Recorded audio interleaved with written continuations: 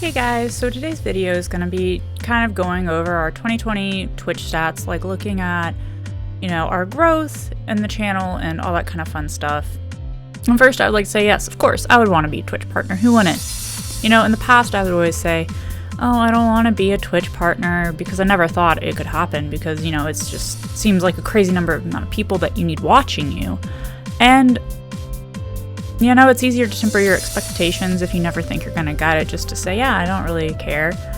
But, I love streaming. I love speedrunning. It's just like a great part of my day. I love being able to share my chunky Pokemon drawings with stream. I love being a place where people feel welcome, a place that's chill, a place without clicks and drama, a place that gives unsolicited bad advice all the time, right?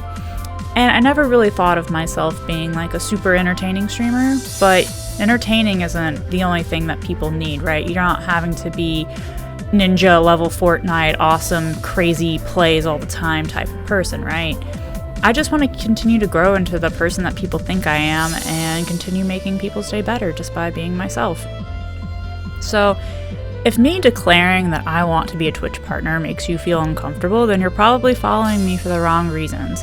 Either support me or don't, but don't rain on my parade because that's what I want.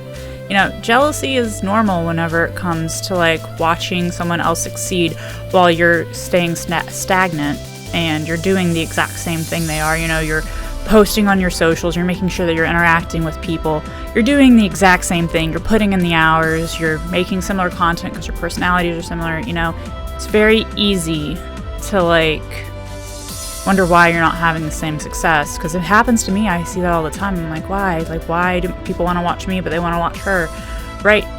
And it's hard to accept that sometimes other people are just going to get luckier, and that's just what it is, But remember, there isn't a limit to the number of people that Twitch will partner. So if it's something you really want, you can get it regardless of if someone gets it before you or how many people get it, and you just have to keep working.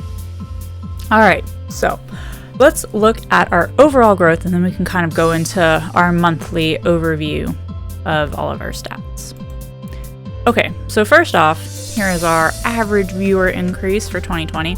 So before August, I really wasn't streaming at all. I had people from the past 5 years that had followed, but I don't really see those people in stream anymore. The people who followed me 5 years ago, where are they now? Who knows? Maybe not even on Twitch.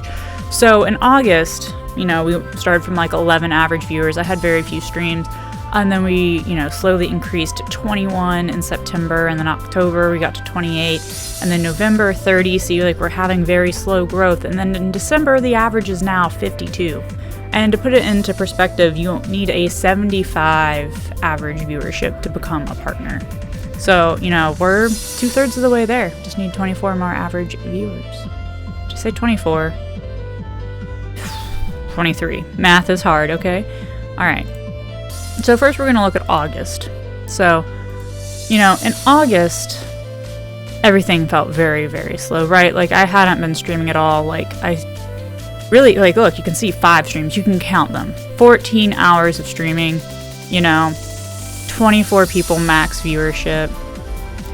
So, it's always hard to look at your max viewers whenever you end a stream. It's typically the highest number compared to your overall average. It kind of makes you feel bad whenever you look at the average, but you just need to know that numbers are weird. You shouldn't put too much effort into how many follows you get a stream because it's always going to be random. So I feel like this is a very, very weak starting point, which means there's a lot of room for growth.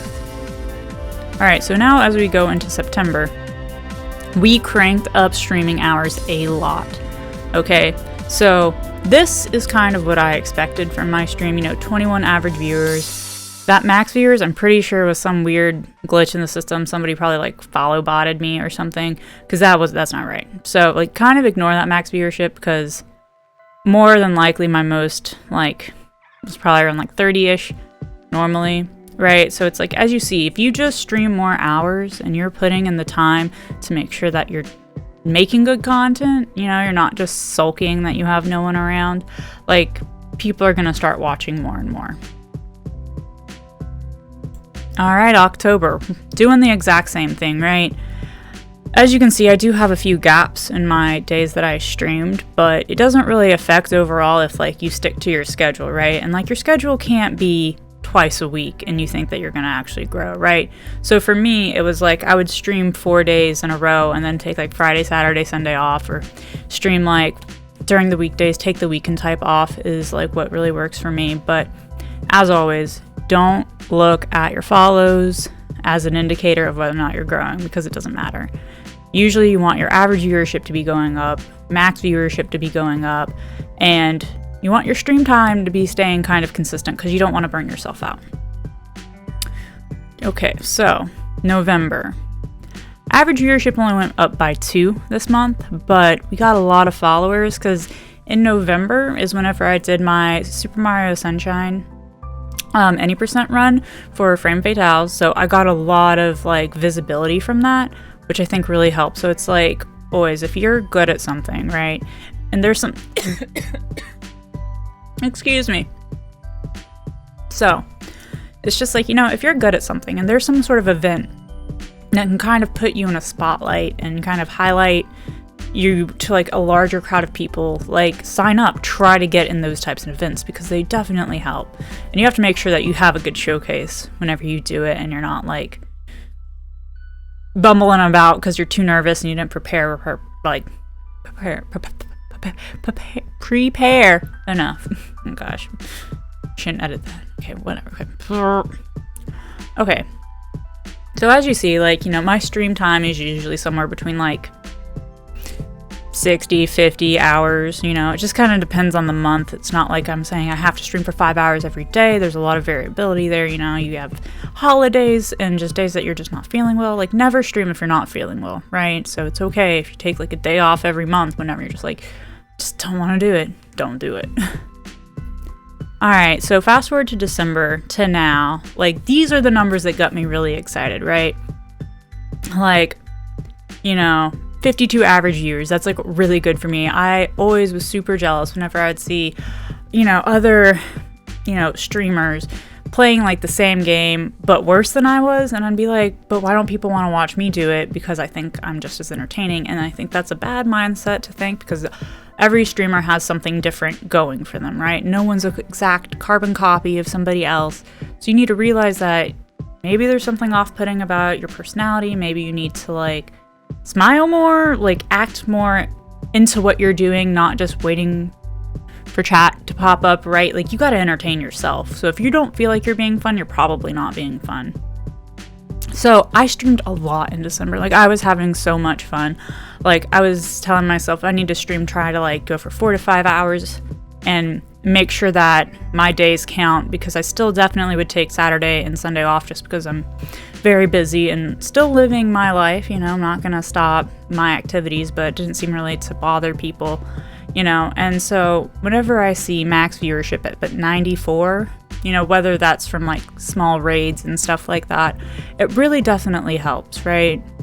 So if you see someone around like, you know, less than 100 viewers, like, that isn't a partner, always think about trying to raid them. It may seem like they won't care about it, but if they're not a partner, that means that every single extra view that they can get, every single like new like regular viewer that they can get could actually push them over the edge possibly within the next month to get them to, you know, achieve their partner push. So if you want to support someone that you think that they're pushing for partner, by all means, like, don't feel bad for dropping like a small raid on them, right? It still helps.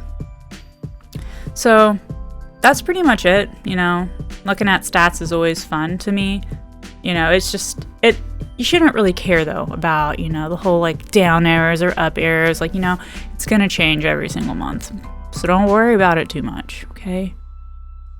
And as always, like and subscribe, but most importantly, just watch me live on twitch.tv, because partner could probably happen in 2021, but I mean, if it doesn't at the same time, like, it's still fun. I was streaming before affiliate even happened, and I wasn't even close to being a partner then either, so, you know, all in due time, all in due time.